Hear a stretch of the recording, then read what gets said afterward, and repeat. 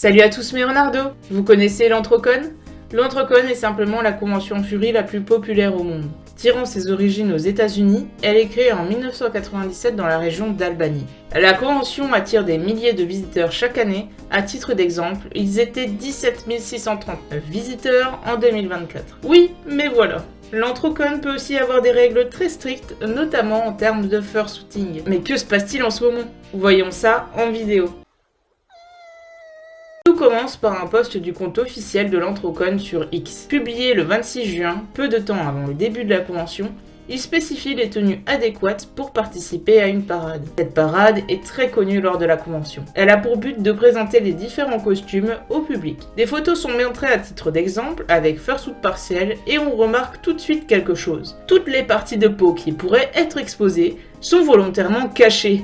Que ce soit avec des manches longues, des arm sleeves et autres, même lorsque la personne porte un t-shirt. Et pourquoi ce choix? C'est là que nous rentrons dans le débat du poodling. Qu'est-ce que le poodling? Le terme poodling vient de la race du caniche nommée en anglais poodle. Cette race de chien, quand elle est rasée pour les concours, présente de la fourrure avec des zones de peau. C'est notamment le cas chez le caniche royal. Présentez la même idée pour le fursuiting et vous aurez très vite compris le concept. En gros, c'est le fait de fursuiter en partiel avec un t-shirt, short, robe, en laissant des zones de peau respirer. Il est important de se sentir à l'aise en fursuit, et vu la chaleur constante du costume plus la chaleur de l'été, il faut bien respirer. Et surtout, éviter les malaises et accidents. Cela paraît évident, non? Pas pour tout le monde. En effet, face aux pratiquants du poodling, il y a les magiciens. Ne vous inquiétez pas, vous allez comprendre très vite. Ces personnes ont la phrase « Real fursuiters don't break the magic », traduit par « Les vrais fursuiters ne ruinent pas la magie », ancrés dans leur ADN et s'opposent totalement au poodling. En effet, pour eux, il est inconcevable de décevoir le public en n'étant pas totalement costumé. Après, je pense qu'un enfant va plus être choqué de voir un fursuiter étendu au sol à cause d'une hyperthermie que par un bout de peau qui dépasse. Donc maintenant que vous avez le contexte, revenons au post sur X. Le compte officiel de l'Antrocon suggère de porter une tenue confortable ou classe avec des manches, un legging ou tout vêtement cachant la peau.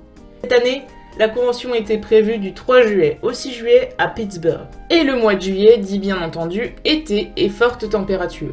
Une température qui, là-bas, à ces dates, est définie à 29 degrés avec un ressenti de 39. C'est énorme! Il ne faut pas oublier que le port de la fursuit double cette température, donc les coups de chaud deviennent très faciles. C'est pour ça que partout dans le monde en fursuit, il est important de bien s'hydrater, faire des pauses régulièrement et de s'aérer. La fursuit parade de l'Antrocon dure environ 2 heures.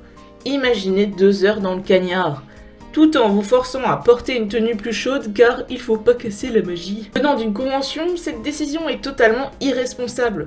Et il ne serait pas étonnant si des malaises surviennent pendant la parade. Et ce qui est totalement lunaire dans cette parade, c'est que le staff vérifie au préalable si vous êtes éligible, à croire que vous êtes salarié chez Disneyland. Sauf que là, zéro rémunération.